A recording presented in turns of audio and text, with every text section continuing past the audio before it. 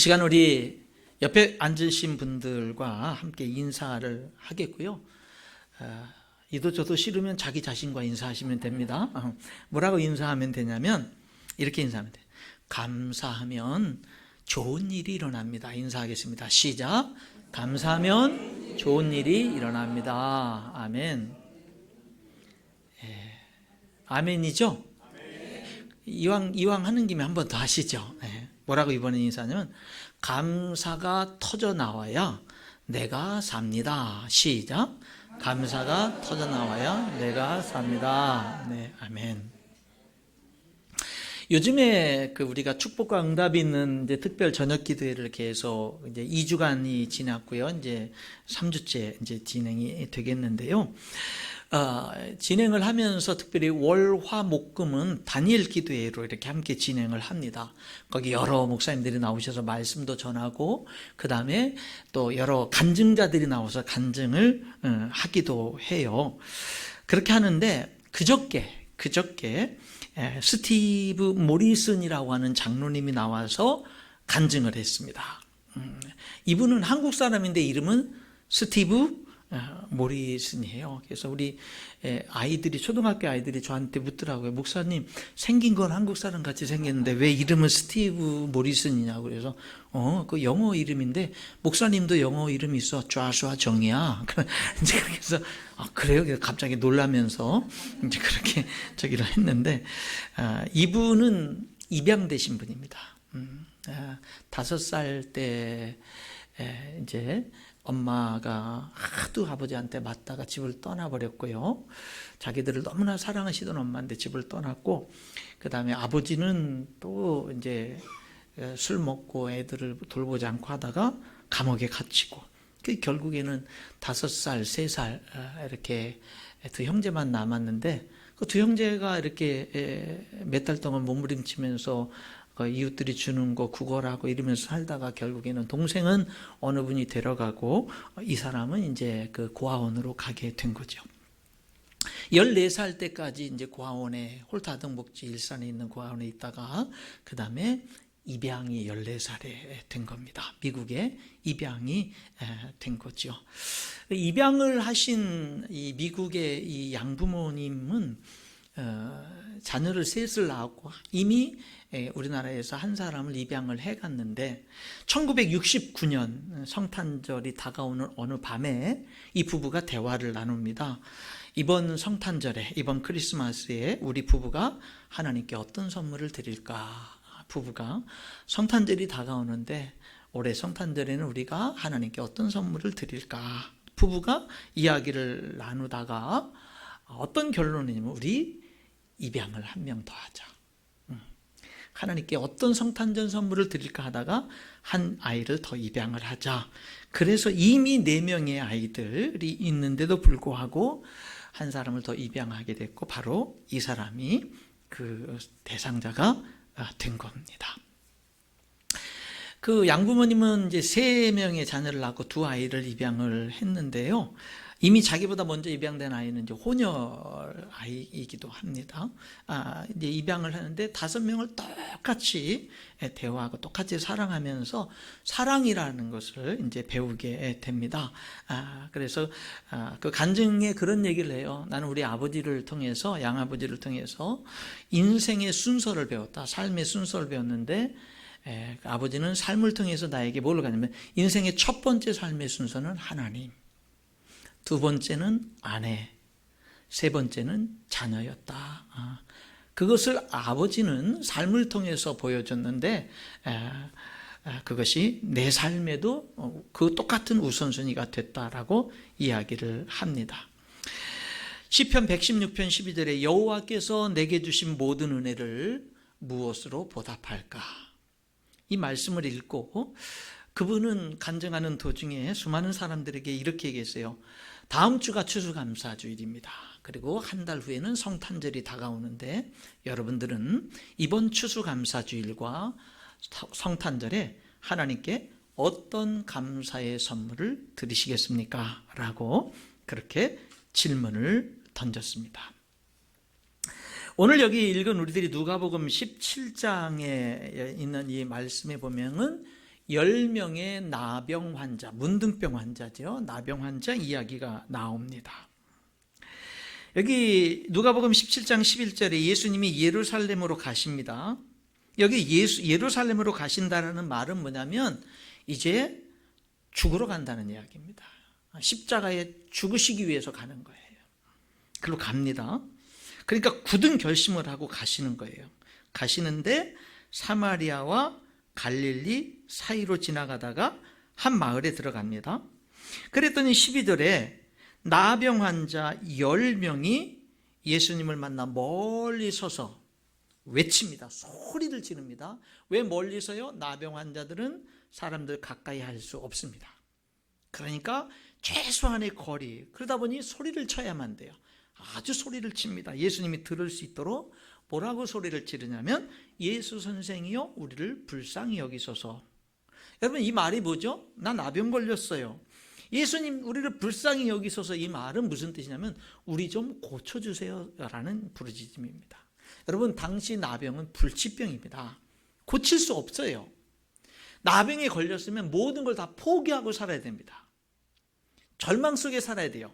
레위기서에 있는 말씀에 보면 나병에 걸린 사람은 진영 밖으로 쫓아내서 홀로 살게 하라 그랬어요.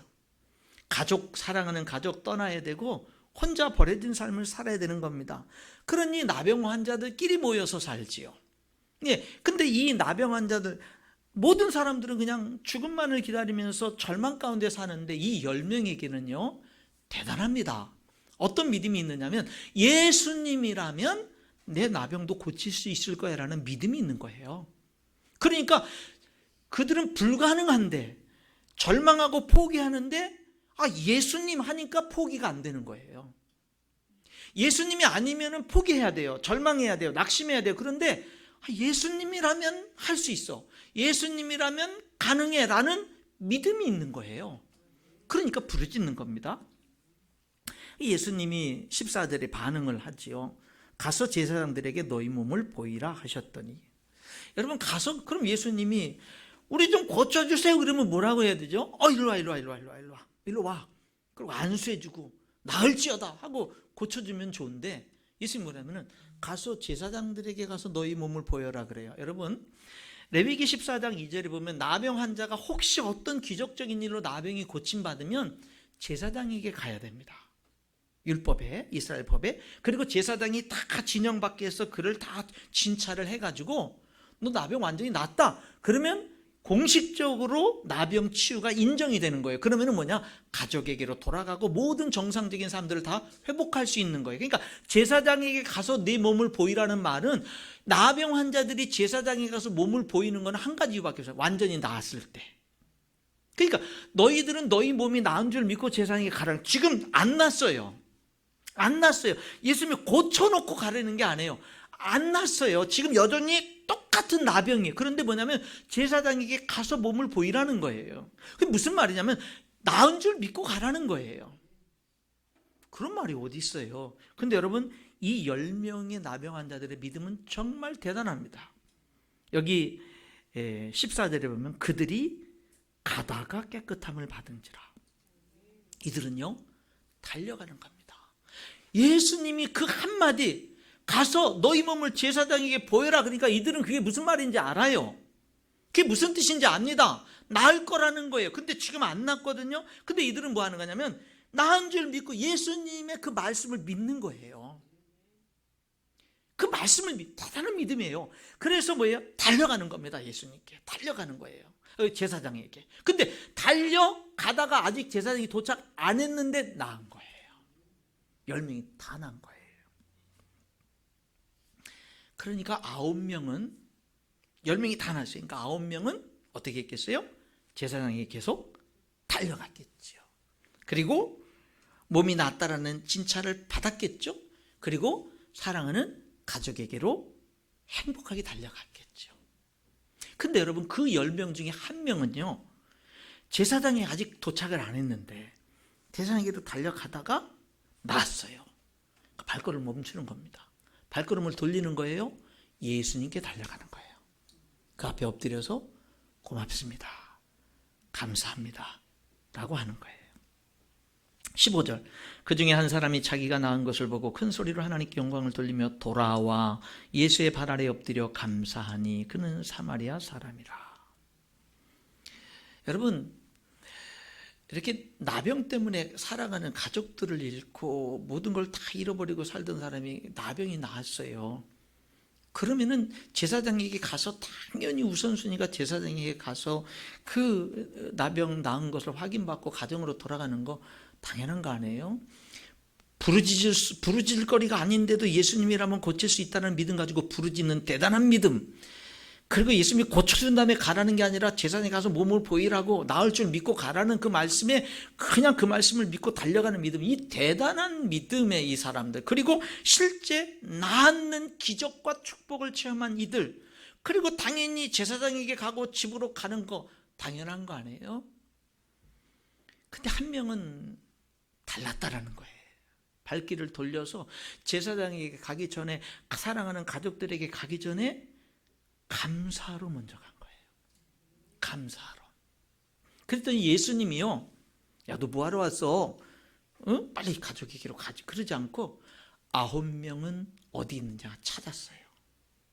9명은 어디 있느냐라는 말은 뭐냐면은, 야, 10명 다 고침받지 않았어? 근데 왜 너밖에 안 왔어? 왜 너밖에 안 왔어? 여러분, 오늘 저와 여러분이 이 이야기를 들으면서 9명이 이해되지 않아요? 왜? 내가 그렇게 살고 있지 않아요? 그렇죠?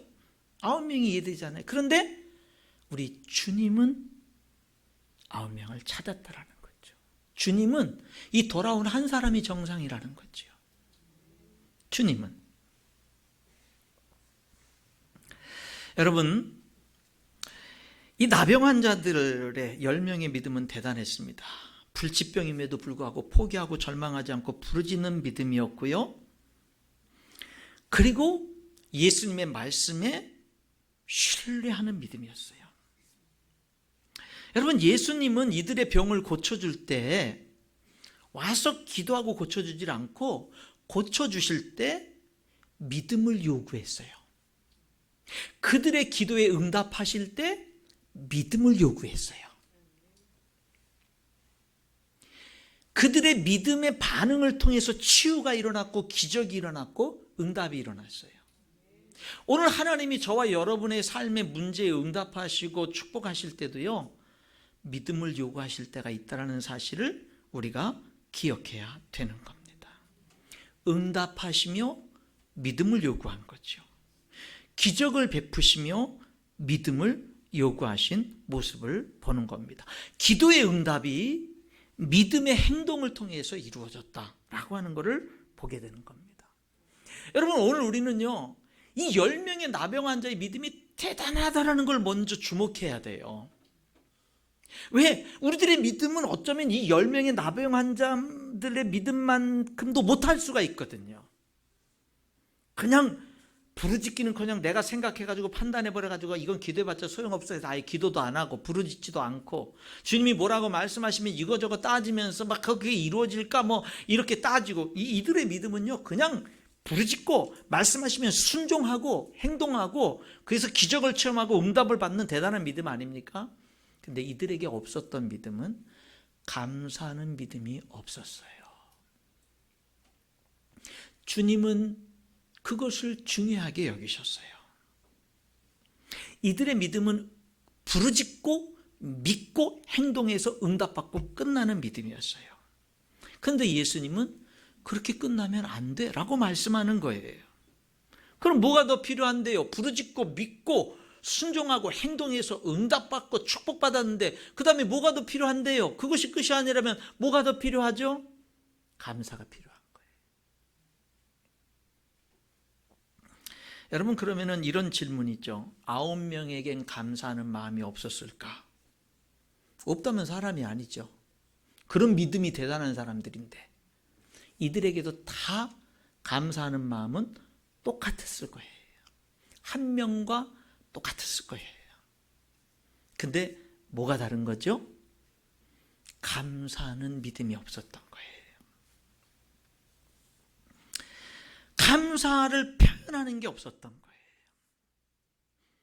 기쁨의 크기는 모두 같았을 텐데 감사의 크기는 달랐던 거죠. 여러분, 이들 9명에게는 감사하는 마음이 없었을까요? 있었죠. 근데 왜 그들은 감사를 못했나요? 우선순위에서 밀린 거죠. 감사보다 더 급하고 중요한 일이 있었던 거예요. 뭐 제사장에게 가는 거, 뭐 사랑하는 가족들에게 가는 거, 그게 더 급했고 더 중요했던 일이었던 것입니다. 감사는 나중이었죠. 나중이었던 게 감사를 못하는 결과가 된 거죠. 여러분, 이들은요, 문제가 있을 때는 예수님께 가까이 달려나갔습니다. 문제가 있을 때는 예수님이 저기 계시면 내가 최대한 가까이 갈 수 있는 한 그분에게 최대한 가까이 갔어요. 뭐가 있을 때? 나에게 문제가 있을 때. 근데 내가 문제가 해결됐을 때는 주님으로부터 멀어졌죠.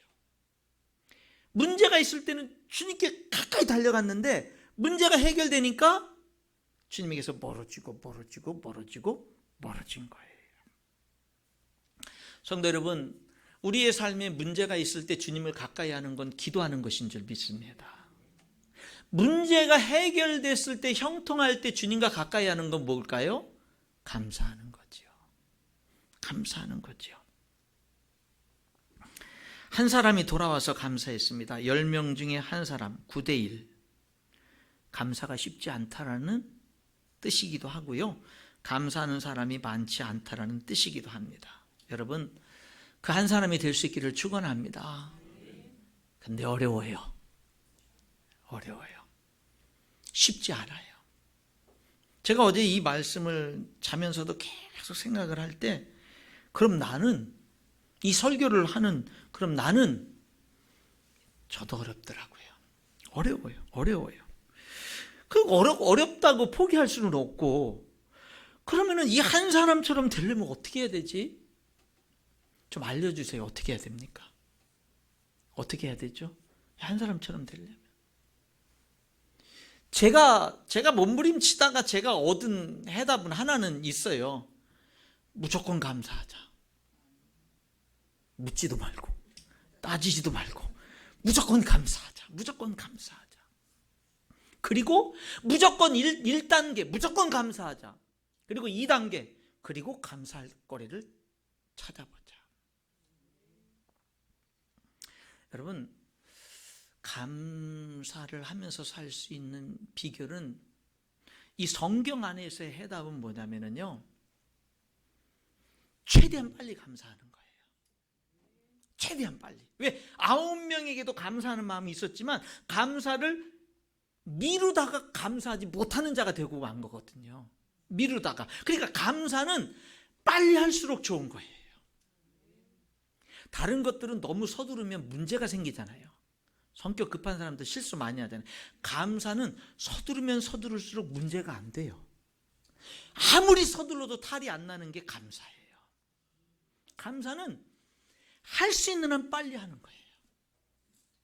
그것은 오늘 성경이 우리에게 제시하시는 해답인 거죠. 지난주 설교할 때 이 다니엘 기도에 김인강 교수님 간증을 했는데, 그때 여러분들에게 말씀드리지 않은 내용 가운데 그분이 그 간증 끝부분에 있어서 자신의 감사를 얘기했어요. 태어나서 평생 걷지도 못했던 사람, 너무나 가난한 부모님, 그리고 걷지 못하는 그런 삶, 지하 방에서 1년이 다 되도록 수개월을 바깥에 나가보지도 못하고 반지하에서 살았던 그 사람, 그분이 뭐라고 감사한 줄 아세요? 첫 번째, 가난하고 못 배운 부모님 주신 거 감사합니다. 왜? 나로 하여금 부모님을 의지하지 않고 독립하는 법을 배우게 했기 때문에. 왜? 힘들게 사는 사람들의 가난과 고통을 이해할 수 있었기 때문에. 두 번째 감사, 걷지 못한 것 감사합니다. 나에게 신체적인 약함을 주신 하나님께 감사합니다. 왜? 그것 때문에 내가 더 하나님께 기도하게 됐고, 항상 기도하게 됐고, 어디 바깥에 출입을 하게 되면 하나님 함께 해주세요, 하나님 나를 도와줄 사람들을 붙여주세요, 언제나 약하기 때문에 기도할 수밖에 없었고, 기도를 통해서 하나님과 가까운 삶을 살 수 있었기 때문에. 여러분들이 지금 어떤 형편에 있든지 감사하지 못할 사람은 한 사람도 없는 거예요. 이분은 간증 말미에 이런 말을 했어요. 저는 가지지 못한 것에 대한 감사를 배웠습니다. 이런 말을 했어요. 9명은 왜 감사하지 못했을까요? 그들은 부르짖고 믿음으로 반응해서 응답을 받고 축복을 받고 기적을 체험하고 난 다음에 그 문제가 해결되기 전까지는 예수님을 바라봤는데, 문제가 해결되고 축복의 응답이 오니까 그 다음부터는 축복만 바라본 거예요. 축복을 보느라고 예수님을 바라보는 시선을 놓친 거예요. 잃어버린 거예요. 한 사람은 어떻게 감사할 수 있었죠?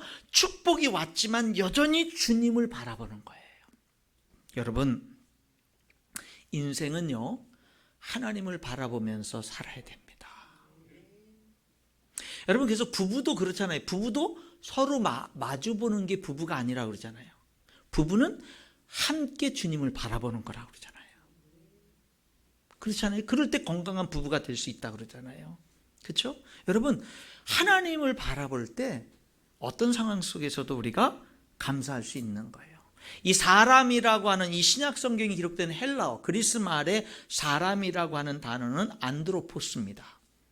그 뜻이 뭔지 아세요? 위를 본다라는 뜻이에요. 그러니까 사람은 위를 보고 사는 존재인 거예요. 사람은 하나님을 바라보면서 사는 존재인 거예요. 하나님의 형상대로 창조된 존재인 겁니다.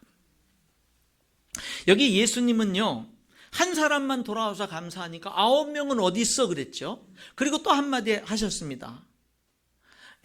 이렇게 얘기를 합니다. 18절인데요. 이 이방인 외에는 하나님께 영광을 돌리러 돌아온 자가 없느냐. 여러분, 이 말은 이렇게 표현할 수 있죠. 이 이방인 외에는 감사하러 돌아온 자가 없느냐, 이렇게 말해야 되죠.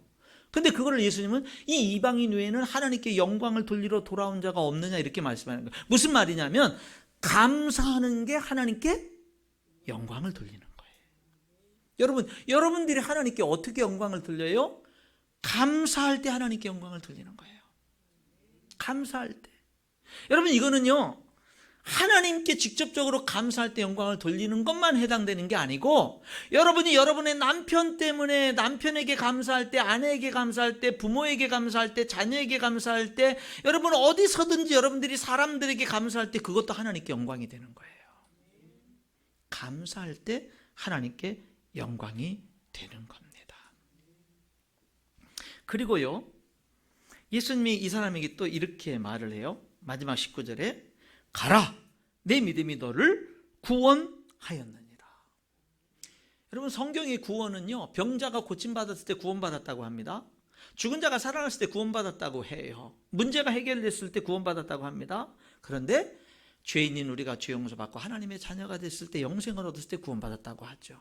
여기서의 구원은, 이 사람은 이미 병은 고침받았잖아요. 그에게 내 믿음이 너를 구원했느냐라, 이 말은 그가 사마리아 사람이지만 하나님의 자녀가 됐다라는 거예요.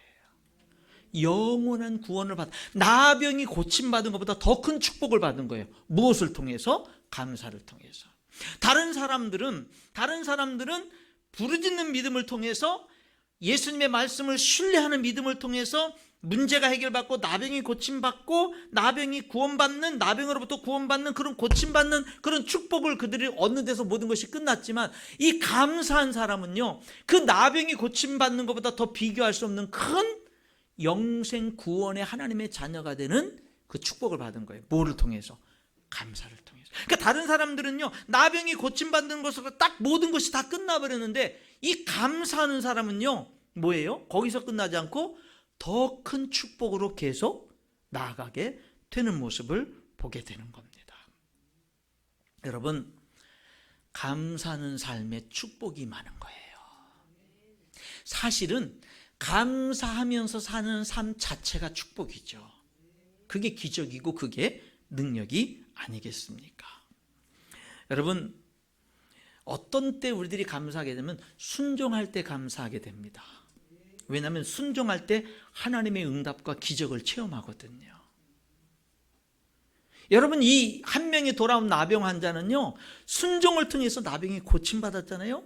그 삶이 감사로 자연스럽게 이어진 거예요. 그럼 여기서 질문이 있죠. 그럼 9명은? 그들은 순종을 통해서 기적을 체험했는데 그 9명은 왜 감사를 못해요? 왜요? 아까 말씀드린 것처럼 우선순위 문제예요. 여러분, 감사는 우선순위 문제라는 걸 기억하셔야 돼요. 감사는 최대한 빨리 해야 돼요. 감사는 표현해야 되고 감사는 최대한 빨리 해야 되는 거예요. 이 9명은 뭐예요? 감사하는 마음이 있었지만 우선순위에 밀리다 보니 결국 감사를 표현 못하는 자, 감사를 못하는 자가 돼버리고 만 거예요. 이런 말이 있습니다. 감사는 아무리 서둘러도 탈이 없다, 이런 말이 있어요. 성도 여러분, 하나님께 더욱더 적극적으로 감사하는 삶을 살아갈 수 있기를 축원합니다. 여러분, 가정에서도 더욱더 감사하십시오. 너무 가족 식구들에게, 남편에게, 아내에게 자꾸 가족 식구들에게 요구만 하지 말고, 왜 그것밖에 못하냐고 다그치지 말고, 늘 불만족스럽기만 하다고, 하는 일마다 마음에 드는 게 없다고 이렇게 말하지 말고 감사하다고 말할 수 있기를 주님의 이름으로 축복합니다.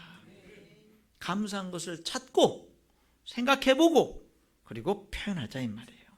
거기에 더 큰 축복이 있다는 걸 우리가 기억해야 됩니다. 여러분, 교회에서도 감사하는 교회 생활을 할 수 있기를 축원합니다. 요구만 하지 말고 불만만 하지 말고, 여러분, 교회는요, 부족한 사람들이 모이는 곳입니다. 교회는 부족한 사람들이 모이는데 그럼에도 불구하고 완전한 하나님이 함께하는 곳이에요. 교회는 부족한 사람들이 모이는 곳인데 그럼에도 불구하고 완전하신 하나님이 사랑하시는 곳이에요. 여러분, 감사하는 교회 생활 해야 되고요, 교회를 사랑할 수 있기를 바랍니다.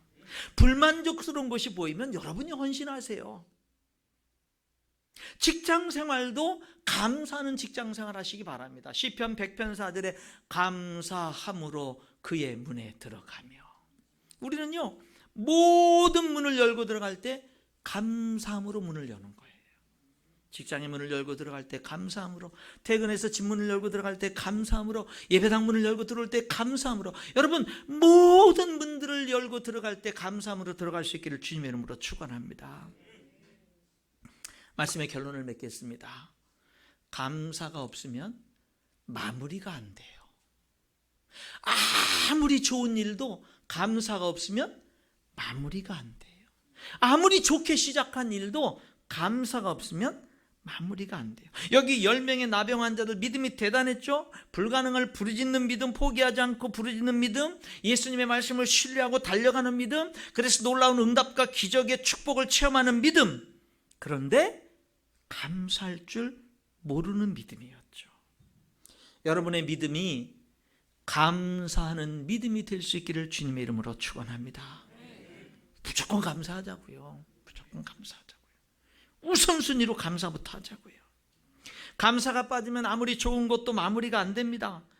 감사를 표현하지 않으면 너무나 아쉽고 안타까운 미완성으로 끝나버리고 맙니다. 감사가 없으면 주님을 기쁘시게 할 수 없어요. 하나님께 영광을 돌릴 수 없습니다. 그래서 시편은 감사함으로 제사를 드리는 자가, 예배하는 자가 나를 영화롭게 하는, 예배도 감사함으로 예배를 드려야 하나님께 영광이 된다 그랬어요. 너무 시작이 잘 됐는데 마무리를 못하고 말았죠. 9명 감사가 없어서, 감사를 표현하지 못해서, 감사를 뒤로 미루다가 결국 감사 없는 자가 되고 말았어요. 문제 속에서는 주님께 가까이 달려갔는데 응답해 줬더니, 축복해 줬더니 주님을 멀리 했어요. 여러분, 감사하는 신앙, 그게 하나님께 영광이 되고, 그게 아름다운 인생의 마무리, 모든 것에 마무리를 가져오고 아름답게 마무리하게 하고 더 큰 축복으로 연결되어지는 줄 믿습니다. 축복만 보지 마시고 늘 하나님을 볼 수 있는, 우리에게 축복을 주시고 응답을 주시는 늘 하나님을 보시는 여러분 되길 바라고요. 그리고 감사를 최우선으로 하고 감사를 표현할 수 있는 여러분 될 수 있기를 축복합니다. 돌아오는 주일은 추수감사주일입니다. 어떻게 감사하시겠습니까? 한 달 후에는 성탄절입니다. 하나님께 어떤 선물을 드리시겠습니까? 거룩한 고민, 생각, 그러면서 우리들의 믿음이 하나님의 말씀으로 계속 아름답게 변화되어지는, 성장해가는 그런 삶이 될 수 있기를 주님의 이름으로 축복합니다. 기도하겠습니다.